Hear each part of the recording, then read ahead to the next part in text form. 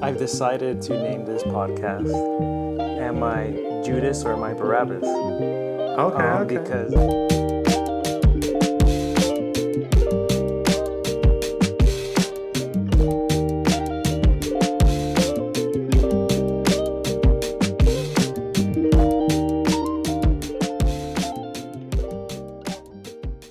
today we have my special guest. He's out of Pahrump, Calvary Chapel, what? Pahrump Valley.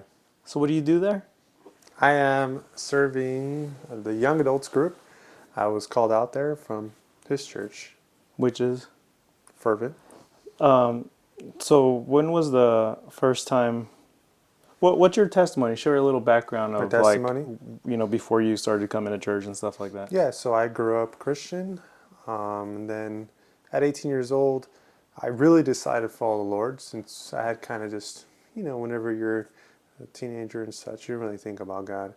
Decided to go much after that. And then I would say I was going multiple times a week. But then when when COVID came in 2020, I left Christianity because I just was using my reasoning to try to explain things and, just saying everything's a coincidence, like testimonies I would hear, like my dad's. And I had other influences. The church had closed down, and this is when I was living in Costa Rica. And I just left. And then my dad told me, like, you'll have an experience that you will never leave again, pretty much. And it happened. It happened at church before I went to Fervent. And now that I went to Fervent for about a year. And you met your wife at the church previous to that, right? Yes, I did. Where God found me in my place, I found my wife as well, which was great. And then we both served in worship. We went to a different church. God called a different church at his church, Fervent. And then after that, I went to Pahrump Valley. So it's about an hour from Vegas because I was called out there. So how's that been going? It's been going great. I mean, it's been a year now. We moved out there in January, and honestly, the Lord has blessed us with more we could ever imagine. What would you say is the biggest struggle of like the fact that you were in Vegas, you were here, you were comfortable, and then you got called out to go to Calvary Chapel, Pahrump Valley? I would say it's out there is a smaller town. There's much more to do here in Vegas. I would say, a lot of friends that we had built relationships with, it's just to drive is an hour back and forth, so it's just, the fellowship we had with Fervent. What's something that you feel like, or you would give people advice in, like who feel called to do something, or even just to take that step to go somewhere, to go be where the Lord calls them, or who are planning on it or think that might be their calling? Like what advice would you give? I would say pray first. Absolutely pray first. Make sure it really is the Lord calling, not a leader of a church or any pastor, anyone. Make sure it's the Lord talking to you first. And there will be confirmations along the way, whether maybe while you're reading the Bible, there may be something that speaks to you that the Holy Spirit wants to tell you, or it could be someone else that can confirm it. Part of the reason I moved out there was confirmation through my wife. She did grow up there when she was younger, and she even said she felt like she went full circle in her life. So yeah, She was actually hesitant at first to moving back there too, wasn't she? well, she was kind of surprised, I would say. Not necessarily hesitant. It was new territory, being away from her parents, but honestly, she was just surprised that she's going back to the church she grew up in. But I had promised her, I said, I will not make any decisions, or we won't, if this is not what you're comfortable with. Because we have had different experiences, different places where, I got to make sure my wife is my first ministry, which she is, right? In marriage, she is above everything else except God, of course. And so that's one thing that was very confirmed, that she was comfortable going with me.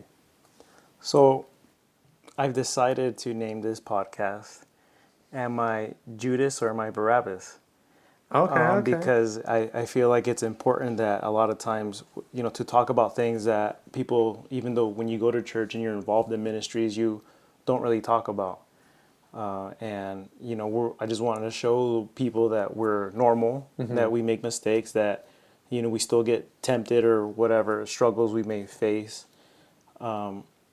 And I don't know, what's your take on Judas and Barabbas? Like what? Because there's the one guy who is pretty much is evil, Mm-hmm. Mm-hmm. and Jesus takes his place. Yeah. And then there's the other guy who was actually even a disciple and followed Jesus and had a personal relationship with him, yet chose to walk away for money. Hmm. So, like, What are my thoughts on it, yeah, what basically? are your thoughts on? Yeah, I mean, when it comes to Judas, it doesn't matter how close you seem to be to Jesus, or what people seem to. Basically, the word you tell people, right? The Christianese is what people say. Oh yes, I read the word. Oh yes, I love Jesus. Oh, I'm a Christian. But are you really walking? Are you really reading the Bible and following the commandments in the Bible? And that would be like with Judas. Judas seemed to be a close disciple to Jesus and doing everything the right way, but he was a secretary, the treasurer, and he'd be stealing the money. He'd be doing things behind people's backs. But Jesus knows it all. So why would we want to go against what Jesus called us to do? I mean, he saved us from, you know, damnation that we put upon ourselves, right? So why not? Why wouldn't we want to, follow God for what he did for us? And then we have Barabbas on the other hand, where he was not deserving. He was not deserving to be let go, but Jesus was in control, ultimately. And that was just an example where, we didn't deserve for him to die for us, um, but he took our place. So that's kind of my thoughts on it. We're not to be like Judas, to be having a face, a facade at church, and talk to someone in the church that has spiritual maturity and mention, this is what I struggle with. And they will tell you, yes, I've struggled with that. I mean, even Jesus said that he struggled with everything we have struggled. So, yeah, that's my thoughts on it. Who do you think was more evil? Who would you rather not be called? Would you be more offended if someone called you Judas or called you Barabbas? I would say, I've offended God in many ways. I mean, I left Jesus, right? So Barabbas didn't even know Jesus, right? Barabbas was a murderer, right? Well, he Yeah. was next to him, right? He was next to him when they were choosing, right, who to crucify, right? And the people chose Jesus. But Barabbas didn't really, he didn't taste the goodness of Jesus. I at least tasted the goodness of Jesus and I left. So I consider myself worse than Barabbas. Now Judas, yes, I've lied and out of my self gain done things that I shouldn't have, knowing Jesus as well. So it's like I feel like I'm worse than both. And look at Paul. Paul was the one, he talked about a lot in the New Testament.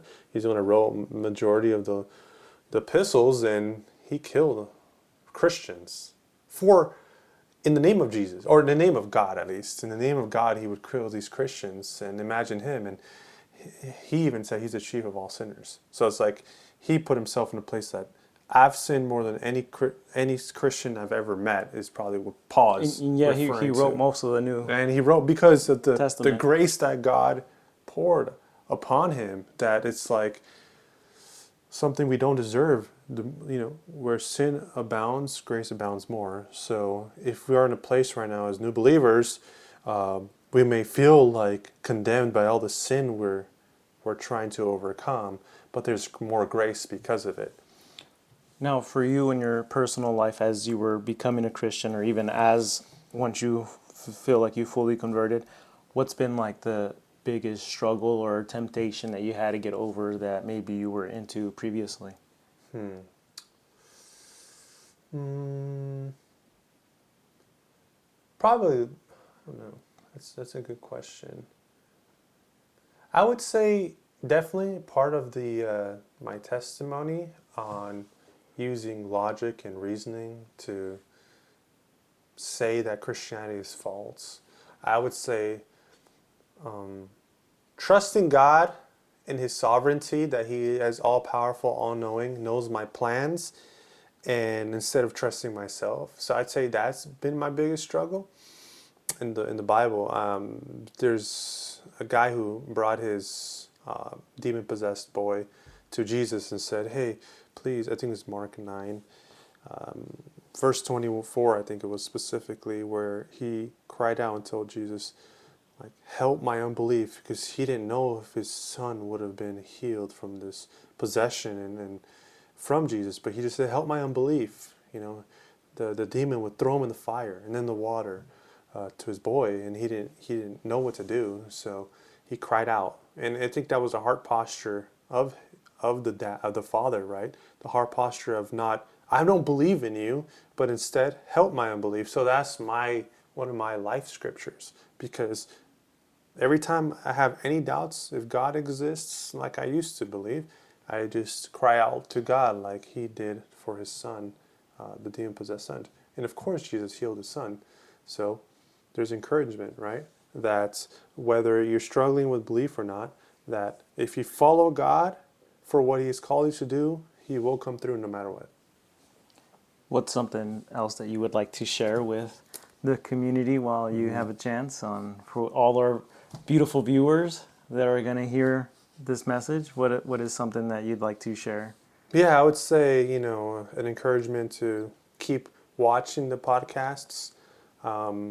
This is going to be, a real podcast of Christians trying to follow God, not through piety or religiousness, but more, we are people too. Christians, we're humans, we fall, but our goal is that we all find God and have that relationship, that loving relationship with God, and it's not something that's should be burdensome, but instead it should bring freedom and love that only God can provide. And one last thing, do you have any questions for me? Questions? Yeah. I know you're full of questions. I know you're You're right. known to have nothing but questions. Well, how often are you planning to do podcasts for them to know? I was thinking of hopefully, I haven't got big into the video editing yet, so I'm thinking maybe doing maybe once a week, one episode a week. Okay, yeah, that's the only real question. Even though we're recording way ahead of time, I'm planning to have a bunch of videos already prepared before I even start releasing anything. Yeah. That way I have a list of things to give out and have them And fully at edited. periodic time. And then that way I can keep working on the new stuff. Yeah, that's smart. Yeah. So we'll see how that goes, and That's all we got. All right. Thank you for joining this show. Thank you. I'd like to have you back some other day. Absolutely. And if you ever, want to share some kind of message or something, just reach out and, we'll make it happen. Awesome. All right. Thank you for coming.